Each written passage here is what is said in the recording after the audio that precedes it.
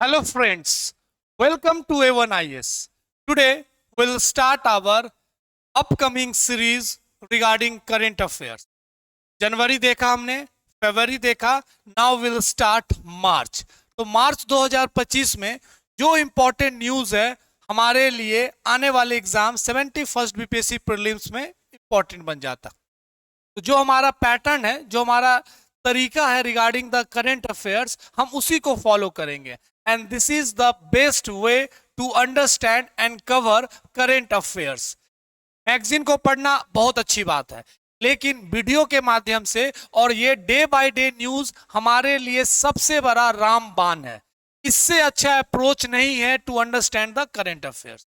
तो ये अप्रोच हम हर पैटर्न में, अगर मिसलेनियस देखेंगे, सर्वे, बजट, सब में कंप्लीट करेंगे। तो now will start with important March 2025 current affairs, और जिसमें सबसे पहले इंपॉर्टेंट न्यूज आता है वो है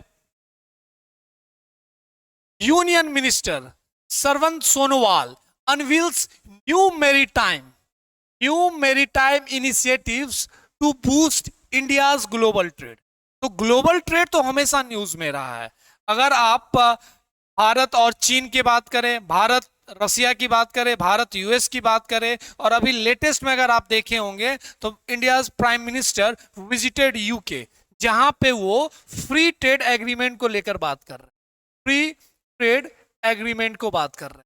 ये सब बहुत इंपॉर्टेंट चीज है, यहीं पे करंट अफेयर्स निकल कर आता है, और आप बोल सकते हैं क्योंकि आपने इसे कोर सब्जेक्ट में भी पढ़ा होगा। द इंपॉर्टेंट इकोनॉमिक इंटीग्रेशन पढ़ा होगा, जैसे preferential trade agreement, partial trade agreement, market, free trade agreement, ऐसे करके। तो ये कस्टम यूनियन, तो ये सब इकोनॉमिक इंटीग्रेशन बहुत इंपॉर्टेंट होता है, जो आपने इकोनॉमी में कोर सब्जेक्ट में पढ़ा होगा। तो ये करंट अफेयर्स न्यूज बहुत इंपॉर्टेंट हो जाता है। क्या है हम आज समझते हैं। यूनियन मिनिस्टर, याद रखिएगा, ministry of ports and shipping कौन है, तो Sarbananda Sonowal. Launch several initiatives include one nation one port process. One nation one port process, तो याद रखिएगा वन नेशन वन पोर्ट। जैसे वन नेशन वन इलेक्शन है, one nation one election, one nation one tax, जिसको हम जीएसटी बोलते हैं।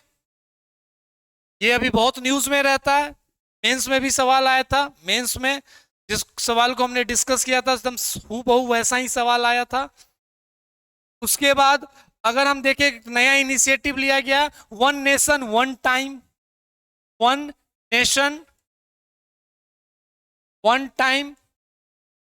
Food processing में भी वन नेशन, राशन कार्ड को लेकर, जहां पे आप फ्री डिलीवरी सिस्टम की बात कर रहे हैं, पीडीएस की बात कर रहे हैं, उसी के तर्ज पे एक important one nation one port को लेकर चर्चा किया गया है by the ministry of shipping. One nation and port, one port. तो ये बहुत इंपॉर्टेंट न्यूज है, हमें समझना। अब ये किसके थ्रू है, तो मैत्री, याद रखिएगा ये एप्लीकेशन का नाम मैत्री। मैत्री application aimed modernising India's maritime infrastructure and enhancing its position in global trade। तो जो मेन कोर ऑब्जेक्टिव है regarding the one nation one port, कि मैत्री एप्लीकेशन के थ्रू ग्लोबल ट्रेड में, मेरीटाइम में जो भी रिस्ट्रिक्शंस आते हैं, बैरियर्स आते हैं, चैलेंजेस आते हैं, उसको रिमूव करना। तो this is very important. Ministry of shipping and ports, minister Sarbananda Sonowal, उन्होंने एक इंपॉर्टेंट इनिशिएटिव लॉन्च किया है, one nation one port. Now moving to the next current affairs.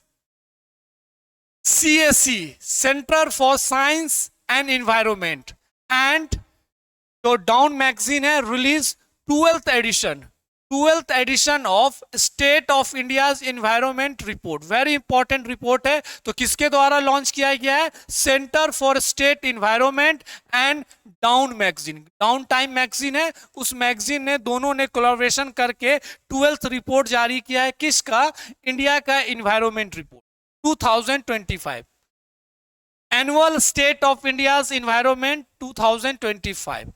अब कुछ इंपॉर्टेंट है जिसमें मेन फोकस क्या किया गया है, 40th anniversary of Bhopal gas tragedy. आपने भोपाल गैस ट्रेजेडी के बारे में तो जरूर पढ़ा होगा। कब हुआ था? 4 दिसंबर 1984। 4 दिसंबर 1984 methyl isocyanide uranium carbide factory जो वहां पे बना हुआ है, भोपाल के थोड़ा सा आउटर है, अब तो वो शहर के बीचों बीच में हो गया है। तो वहां पे ये इंपॉर्टेंट गैस लीकेज हुआ था यूनियन कार्बाइड में, और भोपाल गैस ट्रेजेडी, तो उसी को ध्यान में रखते हुए स्पेशल फोकस किया गया है 40th anniversary of Bhopal gas tragedy. And this is very important. और इंडिया का विकसित भारत में जो इंपॉर्टेंट टारगेट है 500 gigawatt regarding the renewable energy, उसको भी फोकस किया गया। This is very important news regarding the environment कि 12th एडिशन रिपोर्ट किसके द्वारा जारी किया गया, तो याद रखिएगा ये 12th एडिशन रिपोर्ट है। पहला इंपॉर्टेंट न्यूज यहां से निकल कर आ रहा है, किसके द्वारा, तो centre for state environment CSE and down time magazine. किस चीज पे फोकस किया गया है, तो Bhopal gas tragedy. Bhopal gas tragedy कब हुआ था? ये हुआ था 4 दिसंबर 1984। मिथाइल आइसोसाइनाइड, ये सब कुछ बेसिक नॉलेज है, यहां से निकल कर आ रहा है। मिथाइल आइसोसाइनाइड ये लीकेज हुआ था, यूनियन कार्बाइड फैक्ट्री थी। और एक और इंपॉर्टेंट फोकस रखा गया इस रिपोर्ट में, भारत का विकसित भारत के लिए जो टारगेट है 2047 में 500 गीगावाट रिन्यूएबल एनर्जी का।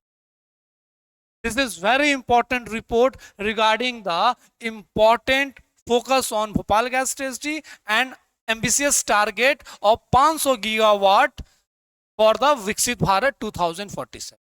दो इंपॉर्टेंट न्यूज है।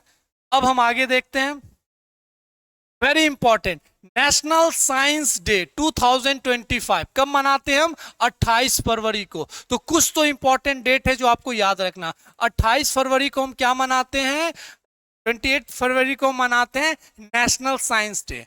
और किनके उस चीज पे ध्यान में रखते हुए उनके मेमोरी पे हम मनाते हैं? तो सीवी रमन, चंद्रशेखर वेंकट रमन, ये बहुत बड़े फिजिक्स थे, आपको पता होगा, इनको नोबेल प्राइज भी मिला था। तो उनको एनिवर्सरी या उनके ऑब्जर्वेंस में ये चीज मनाया जाता है नेशनल साइंस डे। और 2025 का थीम अगर हम बात करें तो क्या है? Empowering India youth for global leadership in science and innovation for Viksit Bharat. तो ये थीम बहुत इंपॉर्टेंट है, डायरेक्ट थीम पे ही सवाल आ जाता है। तो ये थीम याद रखिएगा। 2025 में नेशनल साइंस डे का क्या थीम रहा, किसके नाम पे, सीवी रमन के मेमोरी पे हम मनाते हैं, ये तो क्लियर हो गया। और दूसरा 2025 का थीम क्या है? तो empowering India youth for global leadership in science and innovation for Viksit Bharat. याद रहेगा 28 फरवरी, C V Raman and the theme. Okay, now moving forward, Indian Air Force conducted exercise Desert Hunt 2025 in Rajasthan. तो इंडियन एयर फोर्स ने एक important exercise conduct किया, कहां पे? राजस्थान पे। और क्या नाम रखा गया है? Desert hunt. एक राजस्थान में और इंपॉर्टेंट मिलिट्री एक्सरसाइज हुआ था, क्या नाम था उसका? इंडिया एंड इजिप्ट को लेकर। Very good, cyclone, yes very good. तो ऐसे चीज को याद रखिए, उसको को रिलेट कीजिएगा तो भूलिएगा नहीं। तो इंडियन एयर फोर्स ने एक इंपॉर्टेंट मिलिट्री एक्सरसाइज कंडक्ट किया राजस्थान में, जिसका नाम है डेजर्ट हंट। याद रहेगा, स्पेशल फोर्स। और इसमें देखते हैं थोड़ा सा कि कौन कौन ने पार्टिसिपेट किया है। तो para special forces of Indian army के जो पैरा स्पेशल फोर्सेस होते हैं, पैरामिलिट्री डिफरेंट होता है, ये पैरा फोर्सेस, पैरामिलिट्री को हिंदी में अर्ध सैनिक बल बोलते हैं, जिसमें CISF, CRPF, BSF, ITBP, सशस्त्र सीमा बल, ये सब होते हैं पैरामिलिट्री फोर्स। मतलब they are not full fledged Indian military forces, तो पैरा इसलिए बोला जाता है। लेकिन यहाँ पे इंडियन एयर आर्मी के एक इंपॉर्टेंट फोर्सेस होता है, स्पेशल फोर्सेस होता है, जिसे हम पैरा फोर्सेस। हाँ बिल्कुल, ये आपको जो आप सर्जिकल स्ट्राइक जो हुआ था मूवी भी देखे तो उसमें यही पैरा फोर्सेस यूज किया गया था, बिल्कुल। दूसरा कौन यूज किया गया? मेराइन कमांडो, जिसको मार्कोस भी बोला जाता है। तो इंडियन आर्मी का स्पेशल फोर्सेस, जिसको पैरा बोलते हैं, इंडियन मेराइन का marine commandos of Indian navy, जिसको मार्कोस बोलते हैं, और special forces, Indian air forces का जो स्पेशल फोर्सेस है उसको बोलते हैं गरुड़। तो कहने का मतलब तीनों सर्विसेज के जो स्पेशल फोर्सेस है उन सब ने मिलकर एक इंपॉर्टेंट एक्सरसाइज प्रैक्टिस किया है, जिसका नाम है डेजर्ट हंट। इंडियन आर्मी के special forces para, MARCOS and Garud. याद रहेगा, this is very important news regarding the defence. Now moving forward, Gujarat leads India with 19,020 hectares of mangrove plantation in 2 years under MISTI scheme. Again, this MISTI scheme is very important. और गुजरात सबसे ज्यादा, अगर आप coastal areas और साथ साथ में mangrove की बात करेंगे तो गुजरात लीड्स। हमने पिछले वीडियोस में, पिछले लेक्चर में वो देखा था कि कोस्ट लाइन बड़ा है। अगेन गुजरात सबसे ज्यादा कोस्ट लाइन की बात की था। Yes, very good. और वैसी गुजरात से रिलेटेड एक इंपॉर्टेंट न्यूज है रिगार्डिंग द मैंग्रोव प्लांटेशन। तो गुजरात लीड्स नेशन विथ 19,000, कहने का मतलब पूरे भारत में सबसे ज्यादा प्लांटेशन मैंग्रोव को लेकर कहां पे है? तो गुजरात में है। और किस स्कीम के थ्रू? तो मिस्टी स्कीम। मिस्टी याद रहेगा। National leader 19,000 regarding the mission का नाम क्या है? Mangrove initiative for shoreline habitats and tangible incomes. इसके थ्रू आप पैसा भी कमा सकते हैं रिगार्डिंग द मैंग्रोव प्लांटेशन, और उस चीज को ध्यान में रख। इस प्लांटेशन में गुजरात लीड्स किया, याद रखिएगा, through the MISHTIs. 540 square kilometre mangroves in the MISHTIs, and this comes under the किसके? Ministry of environment, forest and climate change. कौन है minister? Very good, Bhupender Yadav. Ministry को भी याद करते चलिए। तो Gujarat leads regarding the plantation 19,000 और अंडर द मिस्टी स्कीम। चलिए नेक्स्ट बात करते हैं हम। China launched 2 satellite featuring highest spatial resolution. तो चाइना ने 2 सैटेलाइट लॉन्च किया और हाईएस्ट जो रिजोल्यूशन की हम बात कर रहे हैं उसमें सबसे ज्यादा है। तो क्या क्या सैटेलाइट का नाम है वो याद है, हमारे लिए इंपॉर्टेंट है। स्वी जाओजिंग, स्वी जाओगिंग एंड स्वी जाओजिंग 104 through the long march 2C carrier. तो उनका जो रॉकेट है या जो कैरियर है, तो ये याद रखिएगा, दिस 2 इंपॉर्टेंट 1 and 2 सैटेलाइट। पूछा जा सकता है direct, this satellite related to which country. Direct सवाल ऐसा पूछा जा सकता है, या एक सवाल ये भी रह सकता है कि चाइना ने 2 इंपॉर्टेंट सैटेलाइट लॉन्च किया with the highest resolution.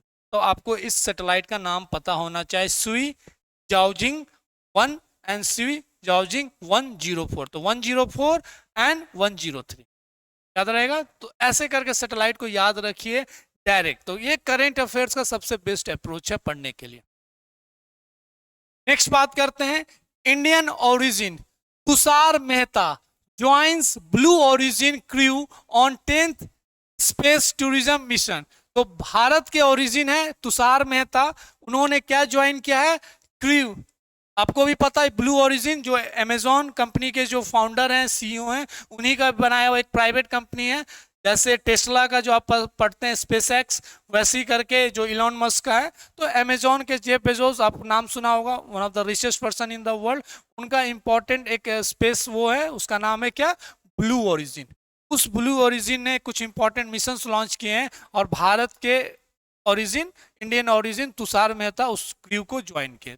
This is also important news. Tushar Mehta is partner and co-head of the research at the Quantitative Haze Fund in New York. Became the second Indian origin person after the Gopi Thakura to take the blue origin. तो ये सब important information है, factual information है जो आपको पता होना चाहिए।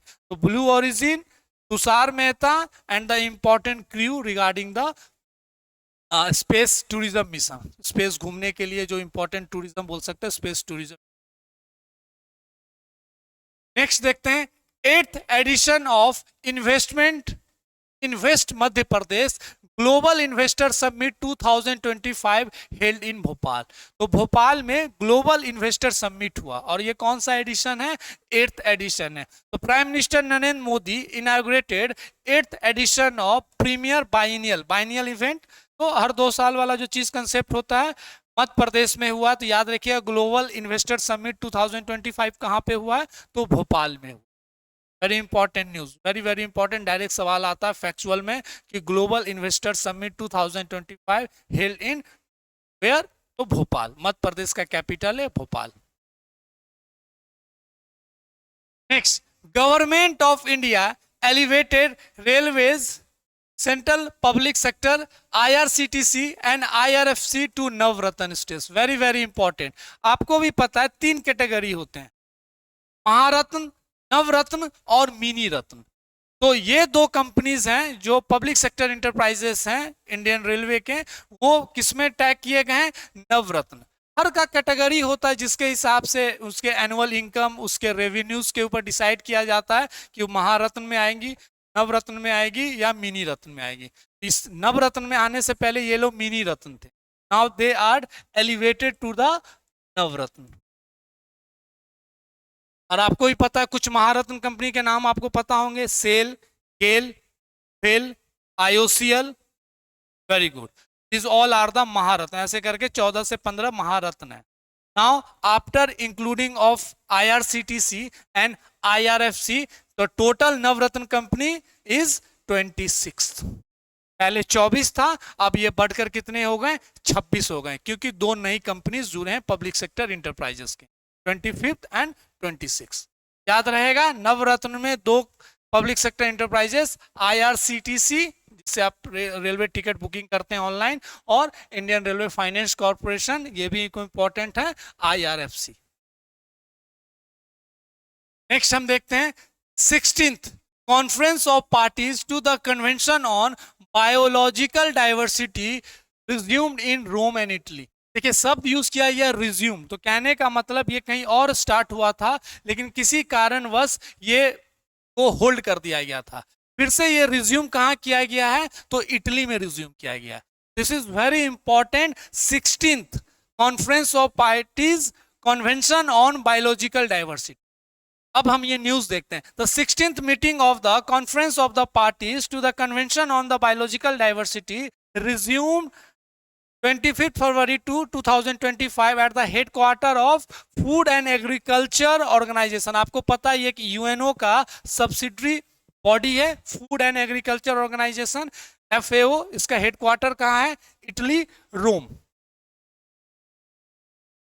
और ये क्यों हुआ था? तो ये जो शेड्यूल किया गया था, ये शेड्यूल किया गया था कोलंबिया में, लेकिन पोस्टपोन या होल्ड क्यों कर दिया गया? कोरम होता है, वो कोरम ना पूरा होने के कारण एक तरीके से होल्ड कर दिया गया और फिर से इसको इटली में रिज्यूम किया गया। तो सवाल में अगर 16th conference of parties, 16th conference of parties में अगर ऑप्शन में रहेगा रोम, अगर ऑप्शन में रहेगा रोम तो आप रोम ही मारिएगा, क्योंकि ये रिज्यूम फिर से हुआ है। अगर ऑप्शन में कोलंबिया रहा, रोम नहीं रहेगा, तो आप कोलंबिया मारिएगा। लेकिन सवाल को ध्यान से पढ़िएगा, ये क्या पूछा गया है कि फरवरी वाले समय पे हुआ है, तो ये रिज्यूम। अगर ये फरवरी नहीं अक्टूबर का ऑप्शन दिया गया है कि अक्टूबर 2024 में कॉन्फ्रेंस ऑफ बायोलॉजिकल डाइवर्सिटी कहाँ हुआ था, तो आप कोलंबिया लिखिए, कोलंबिया को टिक कीजिएगा।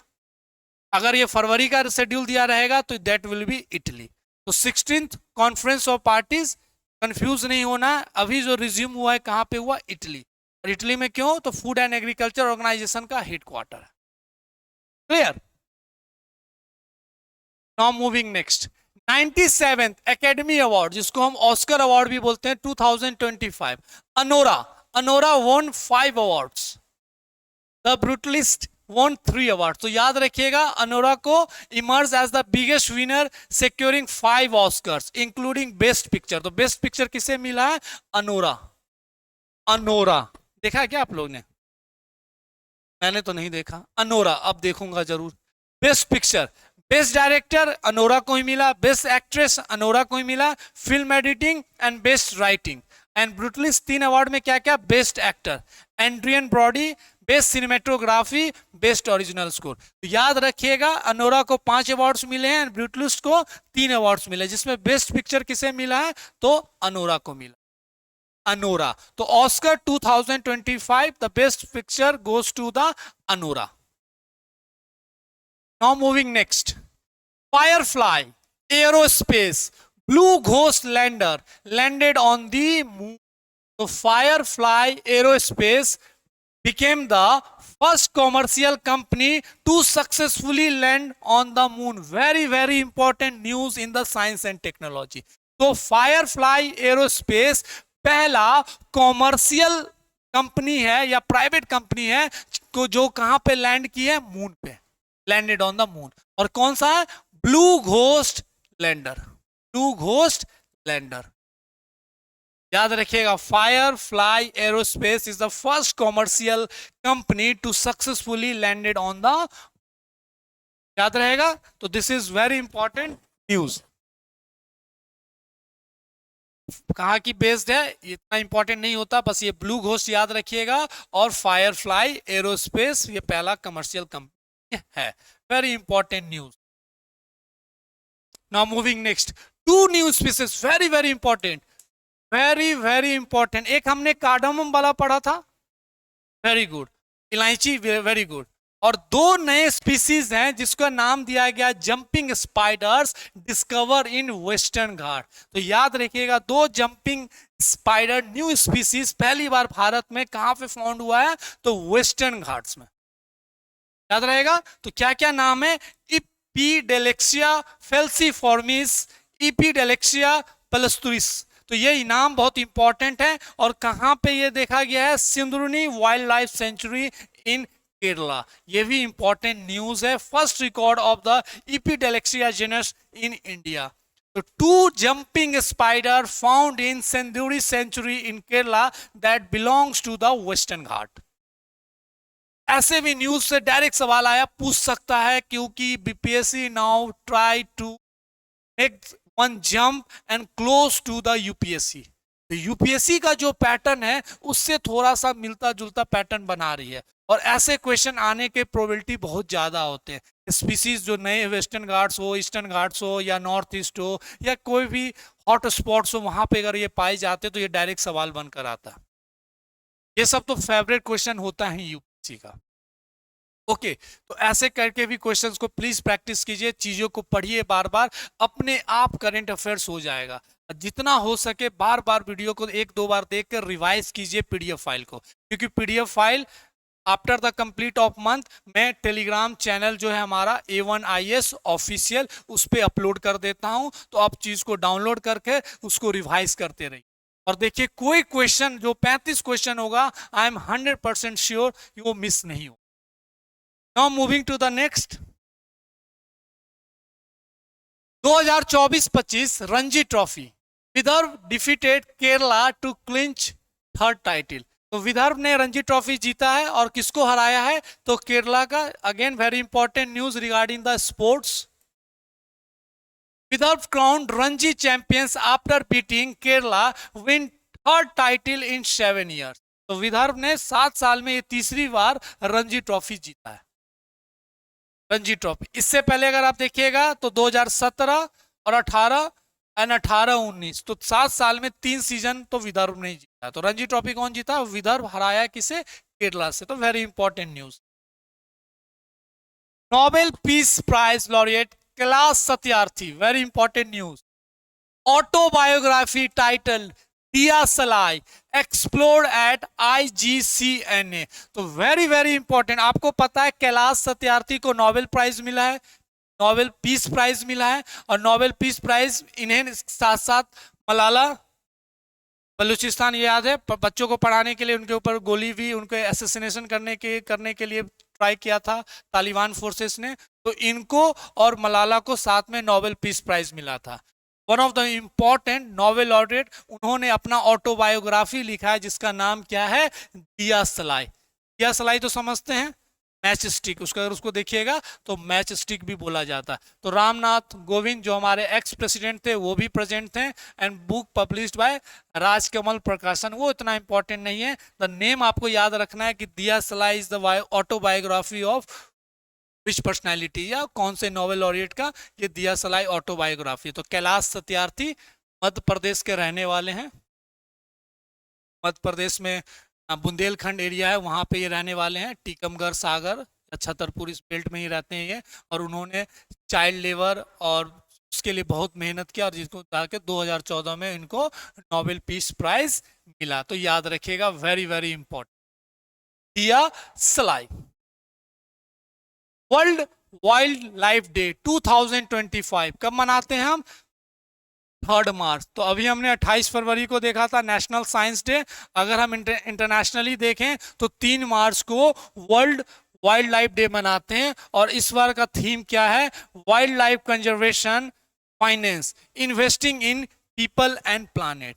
तो ये वेरी इंपॉर्टेंट हो जाता है theme, wild life conservation, in finance, investing in people and planet. तो प्राइम मिनिस्टर, और इस दिन ये बहुत ही इंपॉर्टेंट न्यूज है यहाँ पे भी, इस वर्ल्ड वाइल्ड लाइफ डे में prime minister of India visited to lion safari at Gir wild life sanctuary in Junagadh district Gujarat during his state visit. तो वर्ल्ड लाइफ डे के दिन भारत के प्राइम मिनिस्टर कहाँ पे विजिट किए थे? गिर लायन जो इंपॉर्टेंट सेंचुरी है जूनागढ़ गुजरात में, वहां पे।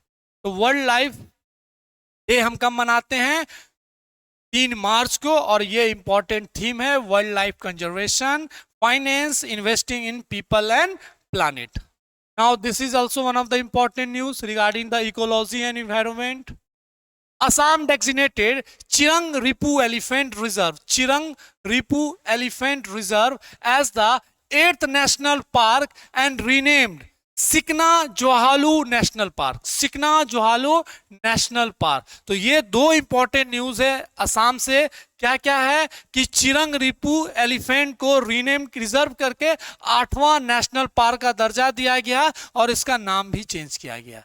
This is very very important news regarding the national park. तो Assam government notifies Chirang Ripu elephant reserve as the 8th national park in the state to be named as Sikhna. उससे पहले अगर आप देखेंगे तो दिस ऑल है, आपने काजीरंगा ये सारा जब पढ़ा होगा, तो ये 8वां नेशनल पार्क है असम स्टेट में और उसी का नाम चेंज कर दिया है। This is very very important. ये देखिए Sikhna Jwhwlao national park 316 square kilometre में फैला है, situated between 2 existing national park, Raimona national park and Manas, इन दोनों के बीच में ये एग्जिस्ट करता है, ये भी इंपॉर्टेंट न्यूज है। And Runikhata range in the Chirang and the Jhawari forest range. तो ये सब इंपॉर्टेंट न्यूज बनता है सवाल के लिए। ऐसे करके पढ़िए, थोड़ा सा एक्सप्लोर करके, कि आपके जो कोर सब्जेक्ट भी है इकोलॉजी इन्वायरमेंट वो भी कंप्लीट होते जाएगा। 2-3 क्वेश्चन वहां से भी रहते हैं। तो ये करंट अफेयर्स का बहुत इंपॉर्टेंट पैटर्न होता है, खूबसूरती होता है कि हमारे कोर सब्जेक्ट को भी रिवाइज कराते हुए चलता है। And this way we can do very easily. Okay. Now moving forward. India and Nepal signed memorandum to understanding to strengthen cooperation in WAS sector. WAS भी एक बहुत इंपॉर्टेंट इनिशिएटिव्स है जिसमें भारत और नेपाल ने एक MOU साइन किया है। अगर हम WAS की बात करें तो water, sanitation and hygiene sector में। तो हो सकता है डायरेक्ट सवाल पूछा जाए रिगार्डिंग द कि किस कंट्री के साथ भारत ने MOU साइन किया है इन द वास sector, water, sanitation and hygiene. तो प्रेजेंस ऑफ यूनियन मिनिस्टर जो जल शक्ति and Pradeep Yadav minister of water supply government of Nepal, उनके बीच में ये दोनों ऑफिशियल्स प्रेजेंट थे दोनों कंट्री के, और उनके बीच में ये चीजें साइन की गई हैं। तो was sector MOU sign between the India and Nepal. Now moving next, PM Modi released India's very important news, first ever riverine dolphin estimation report. 6,327 dolphins, highest in UP। तो कहने का मतलब टोटल डॉल्फिन्स कितने हैं? 6,327। तो भारत का पहला रिवर राइन dolphin estimation, मतलब एक काउंट किया गया है थ्रू दिस इंपॉर्टेंट इनिशिएटिव्स, या एक रिपोर्ट रिलीज किया गया। तो टोटल डॉल्फिन कितने, 6,227, जिसमें टॉप कौन किया है, यूपी, लगभग 29 है, 2900 के आसपास है। और बिहार का बात करें तो बिहार इज द सेकेंड। याद रहेगा, वेरी वेरी इंपॉर्टेंट। तो पहला कोई इंपॉर्टेंट रिपोर्ट रिलीज किया गया और प्राइम मिनिस्टर के द्वारा भी ये रिपोर्ट रिलीज हुआ, तो ये भी बड़ा इंपॉर्टेंट हो जाता। तो फर्स्ट टाइम एवर रिवर राइन डॉल्फिन एस्टिमेशन, टोटल कितने हैं, 6,327। टॉप में कौन है, यूपी। अगर बिहार स्पेसिफिक देखें तो सेकंड में कौन है, बिहार। याद रहेगा, Narendra Modi release first ever riverine dolphin estimation, 6,327 जो बार बार हम डिस्कस कर रहे हैं। एंड द हॉट स्पॉट की हम बात करें तो Assam, Rajasthan, Madhya Pradesh, Punjab, Lakshadweep are identified as a key dolphin hot spot, key dolphin hot spot states. So first time this report has been released, and this time released by the Prime Minister of India. 6,327 total dolphins are estimated, जिसमें UP top, Bihar second. Next news देखते हैं। Union minister Prahlad Joshi launches India's first AI powered solar manufacturing line in Gujarat. जितना AI related news रहता है current affairs में, बहुत इंपॉर्टेंट है। और उसमें फर्स्ट एवर जो न्यूज रहता है कि एआई में फर्स्ट टाइम ये कर रहे हैं, एआई में हम फर्स्ट टाइम ये कर रहे हैं, वो सब और इंपॉर्टेंट है। जैसे हमने पहला यूनिवर्सिटी का बात किया था, artificial intelligence, very good, Mumbai Maharashtra. तो ये भी बड़ा इंपॉर्टेंट न्यूज है कि गुजरात में first AI powered solar manufacturing line बन रहा है। और Prahlad Joshi, union minister of new and renewable energy, inaugurated India's first artificial intelligence powered solar manufacturing line at Goldi solar private limited, Gujarat, Surat, Gujarat में। तो इतना इंपॉर्टेंट है, गुजरात बस याद रखना है, first AI power solar manufacturing unit. दूसरा एक इंपॉर्टेंट न्यूज क्या है, China architect Liu Jiakun, Liu Jiakun, ऐसे ही पढ़ेंगे, Liu Jiakun wins Pritzker architecture prize 2025। Factual है पर बहुत इंपॉर्टेंट है। तो चाइना के लियू जियाकुन ने 2025 के प्रिट्जर आर्किटेक्चर प्राइज जीता है। This is very important, architect में सबसे बड़ा यह अवार्ड माना जाता है। Moving next, international day for डिसआर्मामेंट and non proliferation awareness 2025।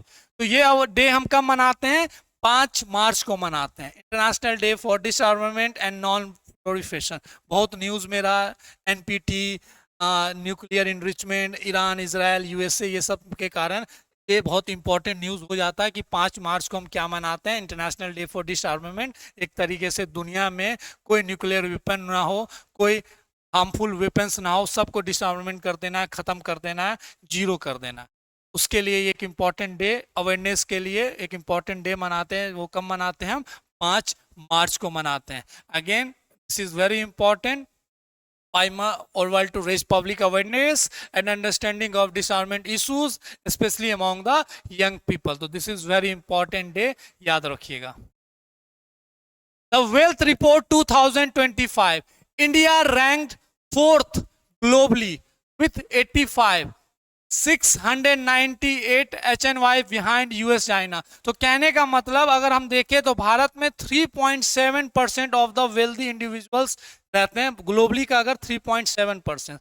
अगर नंबर की हम बात करें तो लगभग India rank at 3rd position globally with 191 Indian billions in 2024 of which. तो एक तरीके से बात करें 2025 में तो हम कहाँ पे पहुंच गए, 4था में, पहले हम 3rd थे। तो this is very important news, factual है, लेकिन रैंकिंग याद रखिएगा, टॉप में यूएसए है, अगर हम बात करें 2nd में चाइना, 3rd में जापान एंड 4th में भारत।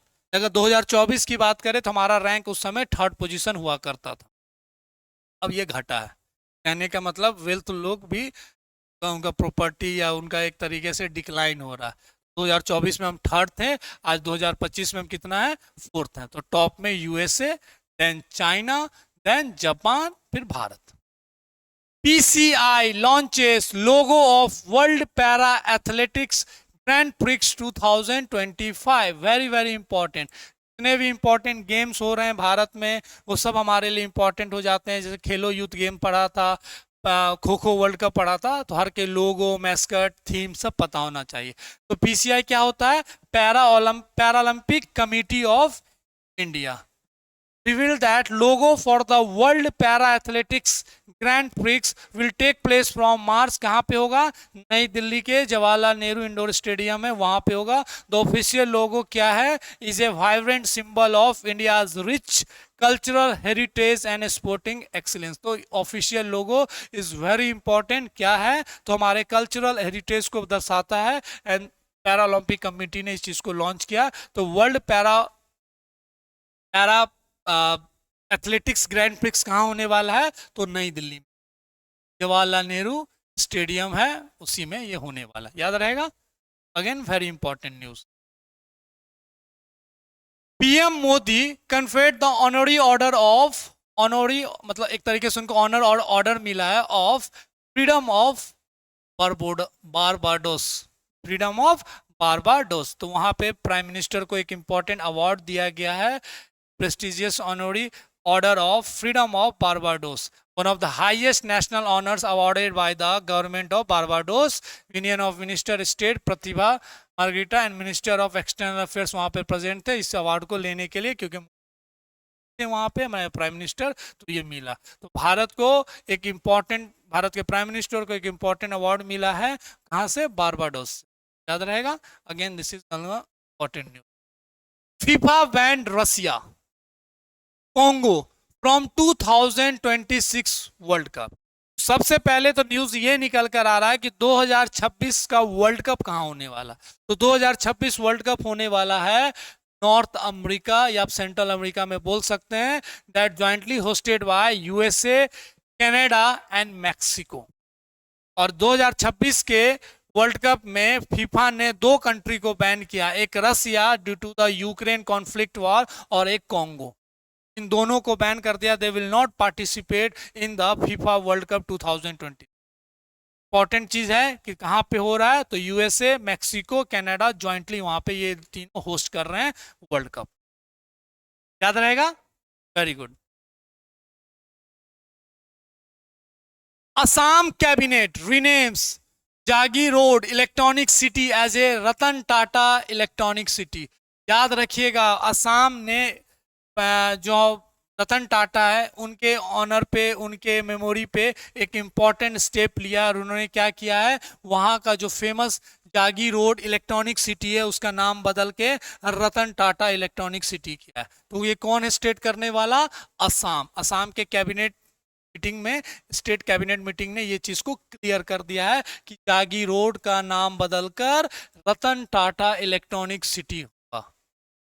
ओके, नेक्स्ट न्यूज देखते हैं। NITI Aayog and India SME forum launch a million of women rise initiative for women entrepreneur. तो this is also one of the important कि नीति आयोग और इंडिया एसएमई ने एक इंपॉर्टेंट इनिशिएटिव लॉन्च किया है वुमेन एंटरप्रेन्योर का। ये नाम आपको पता होना चाहिए, डायरेक्ट सवाल यहां से फैक्चुअली पूछा जा सकता है।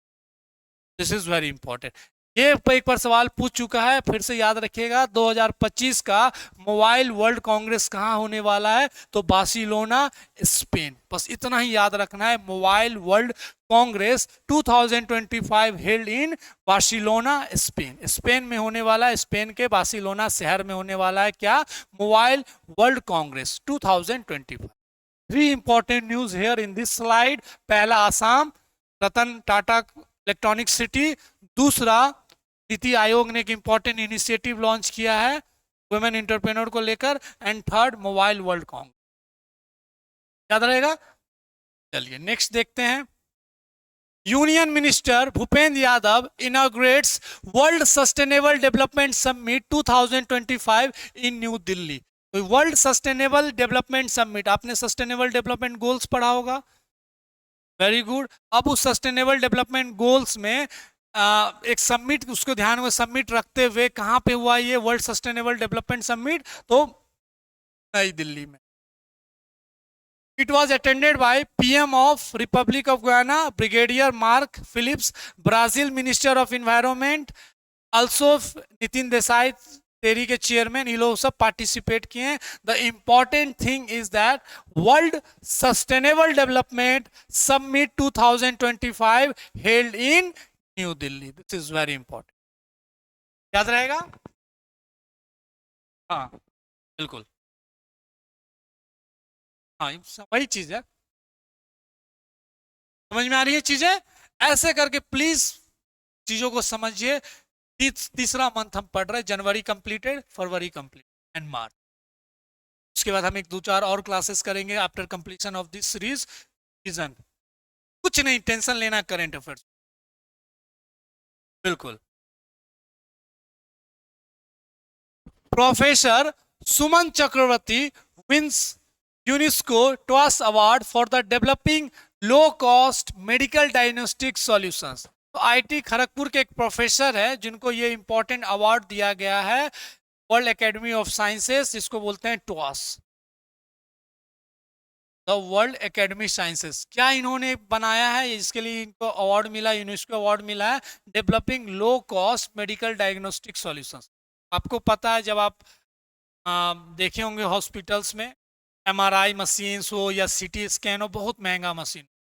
आईटी के ये प्रोफेसर ने बड़ा इनोवेटिव चीज किया है, लो कॉस्ट डायग्नोस्टिक सॉल्यूशन, और इसके लिए इनको कौन सा अवार्ड मिला, यूनेस्को का the world academics of sciences, the world academy of sciences TWAS award in engineering and computer sciences by the UNESCO. का हेडक्वार्टर कहाँ है, वेरी गुड, पेरिस। हाँ पेरिस में, फ्रांस पेरिस में है यूनेस्को का हेडक्वार्टर। वहीं पे प्रोफेसर सुमन चक्रवर्ती आईटी खड़गपुर के प्रोफेसर हैं, तो ये अवार्ड दिया गया यूनेस्को का TWAS, the world academy sciences award.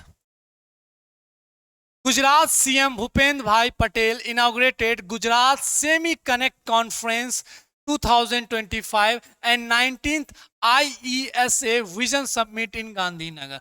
Again this is the state specific, बहुत इंपॉर्टेंट है कि सीएम है गुजरात के, उन्होंने सेमी कनेक्ट कॉन्फ्रेंस 2025 को इवेंट को वो किया है, और Gujarat silicon Gujarat powering India semiconductor revolution Maharashtra, ये भी एक बेसिक चीज है, आपको पता होना चाहिए। बिल्कुल, थोड़ा सा स्टेट स्पेसिफिक डायरेक्ट सवाल पूछता। Now moving next, Madhav national park in Madhya Pradesh becomes India's 58th tiger reserve. हमने मध्य प्रदेश का एक इंपॉर्टेंट न्यूज पढ़ा था, बिल्कुल, Govindgarh Madhya Pradesh, Satna, Rewa, first, yes, first white breeding centre Madhya Pradesh से रिलेटेड न्यूज था। Again India 58th tiger reserve कौन सा बना है, Madhav national park of Madhya Pradesh. तो Bhupender Yadav, ministry of environment forest and climate change announced Madhav national park in Madhya Pradesh as the 58th tiger reserve. याद रखिएगा 58th tiger reserve कौन सा है, तो Madhav national park of Madhya प्रदेश। इससे पहले अगर मध्य प्रदेश के टाइगर रिजर्व देखें तो कौन कौन सा है, Bandhavgarh, Kanha national park, Sanjay tiger reserve, Satpura, तिरंगा, Durgavati, Ratapani wild life sanctuary, all are the another tiger reserve of Madhya Pradesh. और वर्ल्ड ओवरऑल इंडिया का 58th कौन बना है, this Madhav national park. Now moving next, sea dragon 2025 naval exercise commenced off the Guam coast. Again, this is very important. Sea Dragon 2025 naval exercise, a key multilateral maritime warfare drill commenced on the Guam coast of Western Pacific will be इसमें भारत के Indian navy ने भी participate किया है, Japan का self defence, royal Australian. तो अगर आप देखिएगा तो ये बेसिकली ऑकस ऑस्ट्रेलिया और ये वाला क्वाड वाला जो चीज है उसको ध्यान में रखते हुए to counter China in the Indo Pacific region. तो याद रखिएगा सी ड्रैगन 2025 कहाँ हुआ है, तो वेस्ट पैसिफिक पे जो गुआम कोस्ट है उसके पास। तो इंडिया के नेवी ने भी पार्टिसिपेट किया है, जापान, ऑस्ट्रेलिया, ये लोग सब पार्टिसिपेट किए हैं, कोरिया, ये सब लोग पार्टिसिपेट किए हैं। This is very very important. Glass ceiling index. Glass ceiling index. Top 10 best countries for working women in 2025. Very important. Glass ceiling index ने एक इंपॉर्टेंट रेटिंग किया है जहां पे एक रिपोर्ट जारी करके टॉप 10 बेस्ट कंट्रीज जहां पे महिला को लेकर उसके महिला के काम करने का वर्क प्लेस को लेकर इन्होंने टॉप किया है. Which celebrated annually March 8 world wide as per index. Sweden secure the first position. Sweden top किया है, याद रखिएगा, स्वीडन टॉप किया है ग्लोबली एंड रिप्लेस आइसलैंड. इससे पहले आइसलैंड टॉप पे था लेकिन उसको रिप्लेस करके Sweden. Among the top 10 best countries for working women 5 are the Nordic countries. जो आपने पढ़ा होगा यूरोप में Norwegian countries Sweden, Iceland, Finland, Norway, fourth and Denmark. अगर बॉटम 3 कंट्रीज की बात करें तो Japan 27, South Korea 28 and Turkey 29. तो भारत का कोई रैंक ही नहीं है रिगार्डिंग द टॉप 10. तो भारत में थोड़ा सा वुमेन हेरासमेंट को लेकर, वर्क प्लेस को लेकर, इसके लेकर आपने विशाखा गाइडलाइंस भी पढ़ा होगा पॉलिटी में.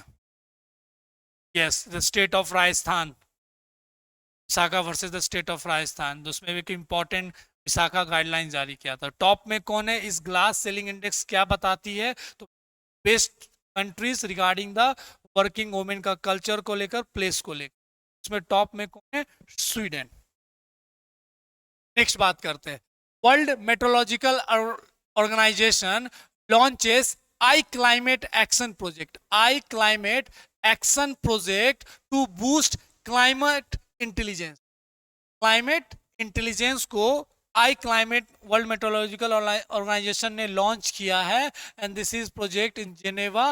बेसिकली का क्या काम करना है? ग्लोबल क्लाइमेट इंटेलिजेंस ध्यान में रखते हुए. इंडिया क्लिंचेस. नेक्स्ट देखते हैं. India clinches 2025 Asian women kabaddi championship title for the 5th time. तो एक इंपॉर्टेंट न्यूज है. ये कहां पे हुआ था वो इंपॉर्टेंट हो जाता है. और दूसरा कि फाइनल में किसको हराया था? तो फाइनल में ईरान की जो महिला कबड्डी टीम थी, भारत की महिला कबड्डी टीम को डिफीट करके ये टाइटल जीता है और ये 5वां टाइटल है. इससे पहले भी 5 बार kabaddi Asia kabaddi championship champion बन चुकी है भारत की महिला कबड्डी. ईरान को हराया. This is very important regarding this. SIPRI report 2024. Ukraine tops at world largest arms importer. Ukraine को अभी तो जरूरत भी है, बिल्कुल यूक्रेन को जरूरत है. तो इस हिसाब से यूक्रेन टॉप की है वर्ल्ड लार्जेस्ट आर्म्स इंपोर्टर. सबसे ज्यादा आर्म्स खरीदी है कौन? यूक्रेन. और ये इंपॉर्टेंट स्टॉकहोम रिपोर्ट है, बहुत इंपॉर्टेंट रिपोर्ट माना है. India rank 2nd. क्या लगता है खरीद के जमा कर रही है? India is not participating in a global war or any particular regional conflict. थोड़ा बहुत ऑपरेशन हम देखे थे. अगर आप वैसे ही रिपोर्ट देखिएगा तो थोड़ा सा पहले रहता है.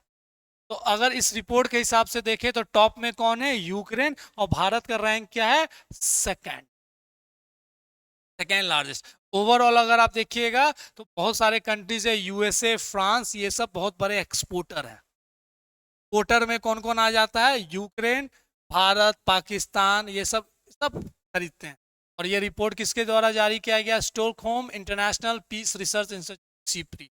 Ukraine emerge as the top leading 2020 and 24 with the import skyrocketing 100 गुना ये चीज बढ़ा है. तो very important. 2nd largest arms importer.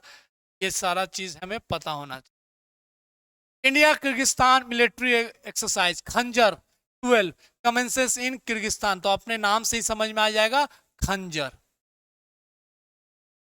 खंजर खंजर एक्सरसाइज 12 कहां पे हुआ है? तो टोकमोक किर्गिस्तान में ये एक्सरसाइज हुआ है. And this is Indian army और किर्गिस्तान आर्मी ने पार्टिसिपेट किया. तो खंजर किसके में बीच में होता है? India and Kyrgyzstan.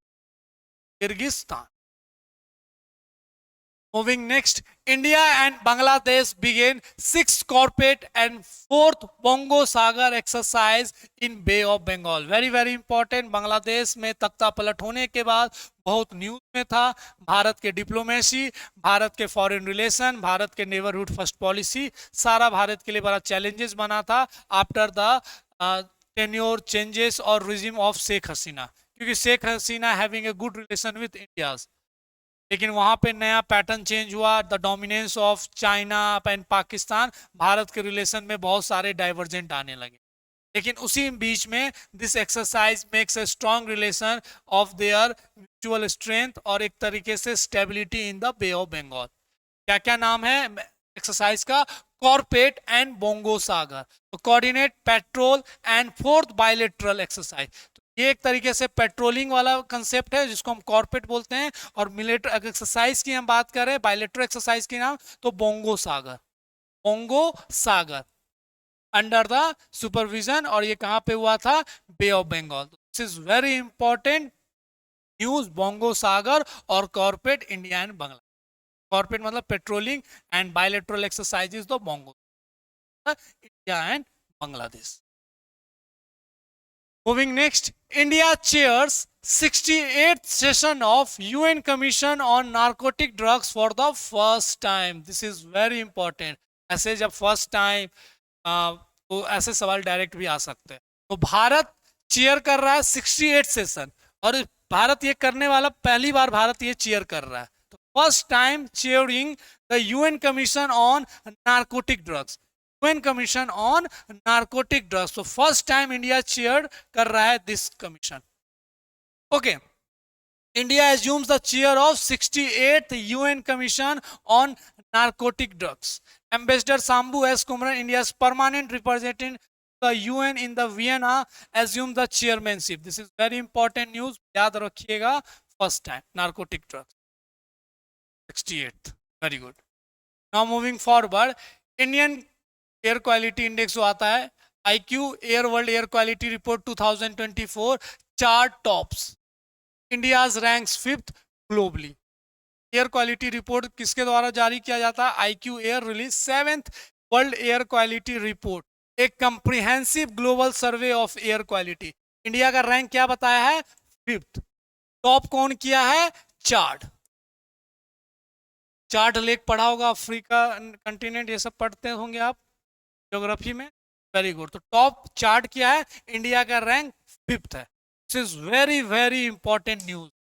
बायरिन हाट एक जगह है आसाम में, और आसाम और मेघालय के बॉर्डर पे एक जगह है बायरिन हाट, वो लीड किया है most polluted cities world. India के साथ साथ पूरे वर्ल्ड में सबसे पॉल्यूटेड सिटीज है बायरिन हाट। याद रहेगा ये नाम, देखिए बायरिन हाट। Byron Hart, situated on the border of Assam, Meghalaya and India, leads the ranking in the most polluted city, staggering annual average of PM2.5 concentration. This is very important news. Top chart, Bharat का rank 5वां, लेकिन हम polluted cities की बात करें तो Byrnihat between the Assam and Meghalaya top पे। Now moving next, doctor Jayashree Venkatesan became the first Indian to receive Ramsar Award for the wetland conservation. मैंने बताया ना, फर्स्ट लास्ट अनोखा कुछ ऐसे सब रहते हैं चीज, तो यहाँ पे ज्यादा सवाल डायरेक्ट आता है। This is very important. Doctor Jayashree Venkatesan became the first Indian to receive Ramsar. हमने रामसार के भी साइट्स के बारे में पढ़ा था वेटलैंड वाले में। तो co-founder of Chennai, Tamil Nadu based Care Earth Trust, became the first Indian to receive Ramsar Women Change Makers in the World Wetland Award. Very very important, very very important news for exam. Bharat के महिला हैं ये, और इन्होंने पहली बार ये award जीता, भारत से कोई पहली अवार्ड ये जीता, Ramsar, receive Ramsar award for the wetland conservation. Very important news, याद रहेगा, very good. NASA launches SpaceX and Punch mission to explore universe origins and solar wind. ये मिशन का नाम आपको डायरेक्ट तो याद रखना है, ये मिशन का नाम आपको याद रखना है। SpaceX rocket launches NASA SpaceX space telescope and Punch solar probe. NASA का मिशन का नाम क्या है? Spectrophotometer for the history of the universe and the polar, इसको स्पेसरेक्स, ऐसे भी स्पेयरएक्स कह सकते हैं, स्पेयर और एक्स, और polarimeter to unify the corona and heliosphere, जिसको पंच बोला जाता है। Aims to study the cosmic evolution and the solar फेनोमेन।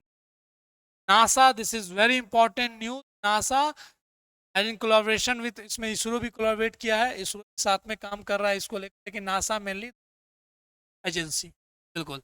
तो स्पेसरेक्स एंड पंच मिशन।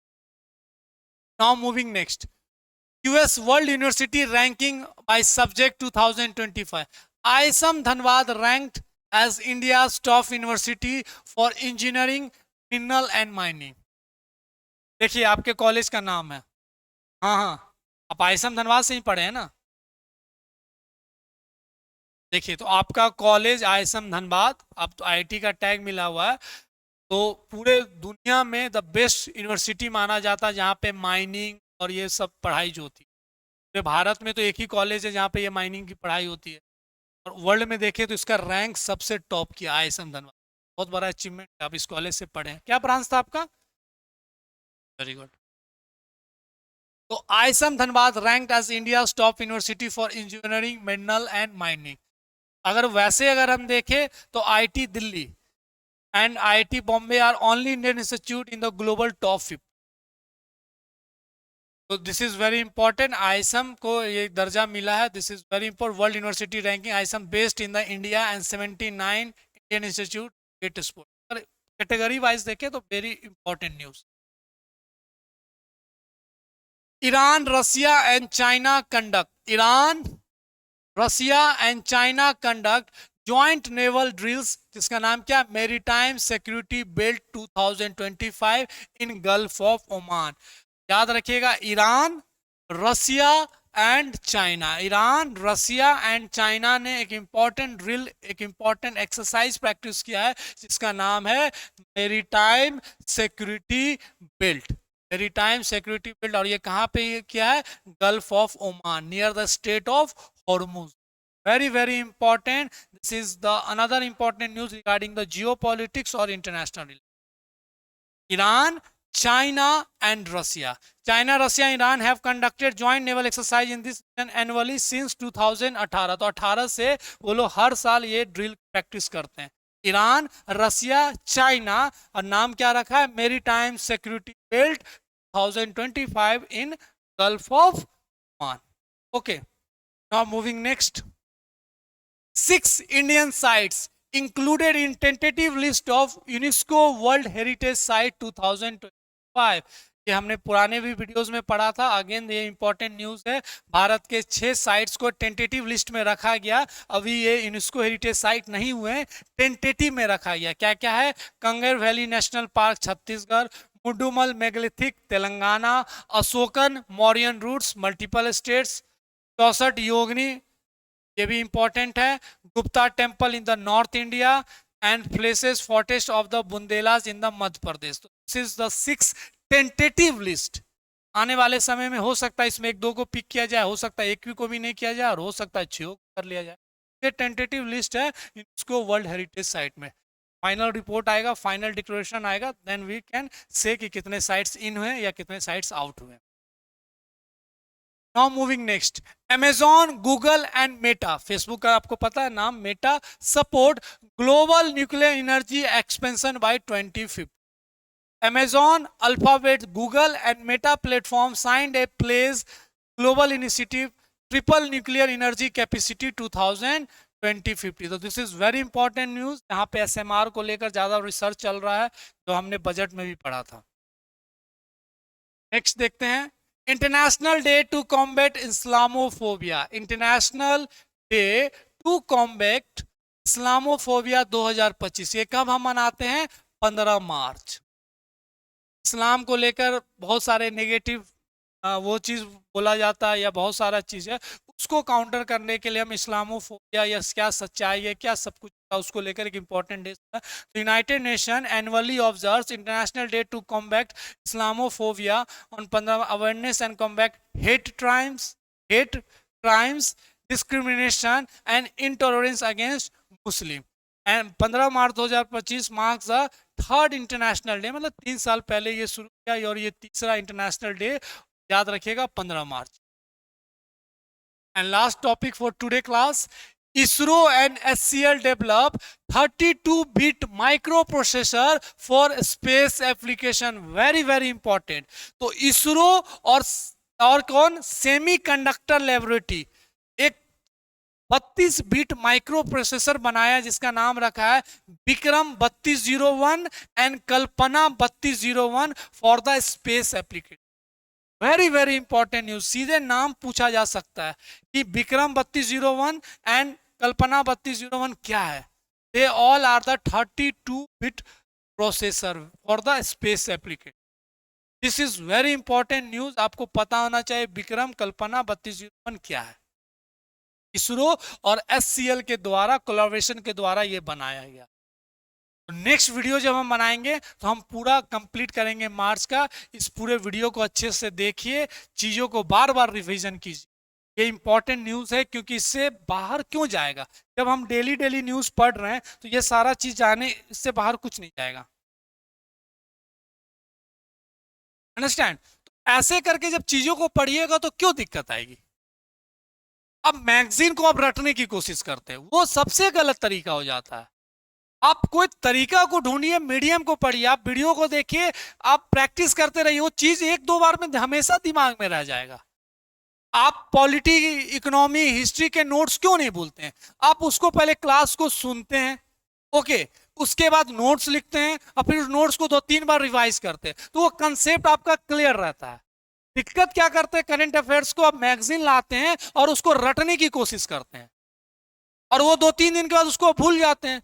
आप जो चीज को समझ कर पढ़ रहे हैं, वीडियो को देख कर पढ़ रहे हैं, अब फिर उस नोट्स को, पीडीएफ को रिवाइज कीजिएगा, वो चीजों को आप नहीं भूल सकते हैं। यही बेस्ट वे है, जो उस बेस्ट वे टेक्निक को हम नहीं अपनाते हैं करंट अफेयर्स के लिए। इसलिए 35 सवाल में 10 से 12 सवाल सही नहीं हो पाते हैं। लगता है पढ़े तो हैं पर ध्यान ही नहीं आ रहा है। इसका आंसर चाइना होना चाहिए तो इसका आंसर जापान होना चाहिए। तो this is the best way to read and to memorise the current affairs. ऐसे करके हमारे नेक्स्ट वीडियो भी आएगा ना, मार्च का सेकेंड पार्ट। तब तक आप इस पार्ट को पूरा अच्छे से देखिए। अगर पुराने वीडियोस नहीं देखे तो उसको प्लीज जाकर देखें और रिवाइज करें। And all information given to the on the telegram channel, वहीं पे पीडीएफ फाइल भी आपको मिल। अच्छे से पढ़िए, दिनों दिन समय नजदीक आते जा रही है, कैलेंडर भी आ गया है, तो रिवाइज बहुत से ज्यादा समय निकाल के रिवीजन कीजिए, टेस्ट सीरीज लगाइए और करंट अफेयर्स को बार बार पढ़ते रहिए। और मिलते हैं नेक्स्ट वीडियो में। अच्छे से पढ़िए, अपना ध्यान रखिए। Thank you.